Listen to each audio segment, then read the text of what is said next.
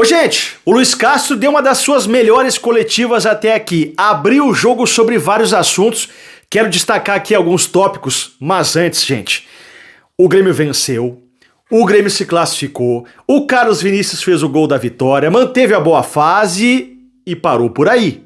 O Grêmio foi isso. Ah, mas o Grêmio classificou, pô, legal, importante. Mas foi contra o Novo Hamburgo. Era preciso mais. O Grêmio não fez um jogo contra o Novo Hamburgo, que é um time de Série D de dado do Campeonato Brasileiro, botando bola na trave, o goleiro salvando e pressionando e perdendo um caminhão de gols. Não. Foi um jogo no primeiro tempo em que até o Novo Hamburgo teve 2 chutes dentro da área do Grêmio, o Grêmio botou uma bola na trave só. Segundo tempo, saiu o pênalti numa jogada individual do Carlos Vinícius, o cara colocou a mão na bola, ele bateu, fez o gol, e a gente terminou sendo pressionado pelo Novo Hamburgo. O Everton fez uma grande defesa. Aliás, goleiro tem que aparecer nessa hora. O Everton apareceu num jogo decisivo. Ah, mas era contra o Novo Hamburgo. É, mas é jogo decisivo. Se toma o gol ali, vai para os pênaltis. O Everton nos minutos finais, segundos finais, fez uma baita defesa e já vinha jogando bem também. O Everton, ainda bem que eu acreditei, e me parece isso, que era falta de ritmo. Ele tá jogando cada vez mais e tá defendendo cada vez mais. Aquele Everton do Grenal, a gente não viu mais, né, falhando, não, agora ele tá jogando e melhorando cada vez mais. Então era ritmo, porque ele ficou muito tempo sem jogar, né, no Palmeiras, desde outubro. É preciso destacar uma coisa aqui, mérito do Novo Hamburgo, marcou muito bem, o Rogério Zimmermann fez uma boa retranca. Agora faltou drible do Grêmio, faltou jogadas combinadas e criatividade para surpreender. E até no momento, em algum momento, ficar cruzando bola na área para encontrar o Carlos Vinícius. Até isso faltou pro Grêmio. Faltou pro Grêmio hoje. Bom, o Grêmio venceu e tem algumas coisas que irritam a gente profundamente. Profundamente. A entrada do Cristal, do Edenilson desde o início, tudo isso. Que nós já estamos aqui carecas de saber que é a mesma coisa. Enquanto o Cristaldo estiver ali, ele vai jogar. E ele só joga porque não tem outro? Peraí, também não é assim. E o Riquelme? Por que o guri sumiu? Jefinho entrou depois do Cristaldo? Põe antes. É preciso ter mais coragem, assim como teve coragem o Luiz Castro. Lá no início, contra o Avenida, a primeira rodada botando o Thiaguinho, depois botando o Thiaguinho no Grenal, não deu certo. Paciência, mas é isso, tem que arriscar. Bom, gente, o Luiz Castro foi para a coletiva e respondeu algumas perguntas importantes. Importantíssimas. Primeiro, por que o enamorado não entrou no jogo? Por que o Aravena entrou no jogo? Bom, ele explicou. O enamorado está passando por uma fase de adaptação. Claro, é só tu olhar o enamorado, tu vê que ele não tem físico pra jogar futebol aqui no Brasil. Uma coisa é jogar na Colômbia. Futebol, né, mais alegre, menos marcação, menos contato. Aqui no Brasil, pega, velho. Treino toda hora, o Grêmio treina, joga, ele vai sentir, ele tá sentindo. Então o enamorado tá numa fase de adaptação. Tu vê que ele é muito franzino, talvez tenha que botar um corpo pra aguentar. Só que é aquela coisa, hoje quem entrou foi o Aravena. Dá pra condenar o Luiz Castro? Porra, ele começou com o Roger. O Roger foi mal. Hoje. Tá aí uma resposta do Luiz Castro. Enamorado, fase de adaptação. Ele também foi perguntado, o Wagner Leonardo, né, recebeu proposta, vai sair, e o Luiz Castro, antes de terminar a pergunta, já disse, não, o Wagner não vai sair. Então veja que pelo Luiz Castro, o Wagner Leonardo não sai. Eu não sei se a direção do Grêmio, se receber uma proposta do CSKA da Rússia, que está olhando o Wagner Leonardo, daqui a pouco de 40, 50 milhões de reais, 7 milhões de euros, o Grêmio não chega para ele, pro professor Luiz Castro e fala, professor, por esse valor tem que vender. Né? O Palmeiras também está de olho no Wagner Leonardo, tem uma série de coisas.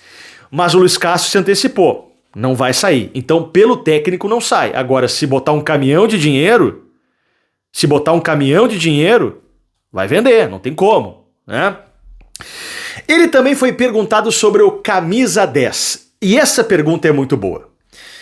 A pergunta foi feita pelo Caliel Dornelles, repórter da Rádio Bandeirantes, que perguntou o seguinte: professor, com a chegada do Leonel Pérez, o primeiro volante que vem do Huracan, e com a chegada do Nardoni, primeiro ou segundo volante que vem do Racing, existe talvez uma ideia de jogar sem o camisa 10?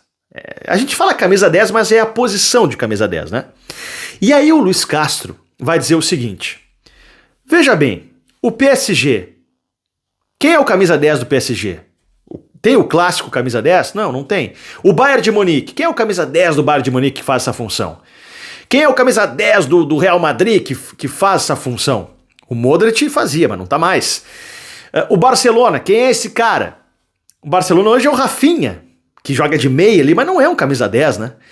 Então o Luiz Castro vendeu uma ideia de que, sim, o Grêmio pode jogar sem essa figura do camisa 10 que o Grêmio não está conseguindo contratar.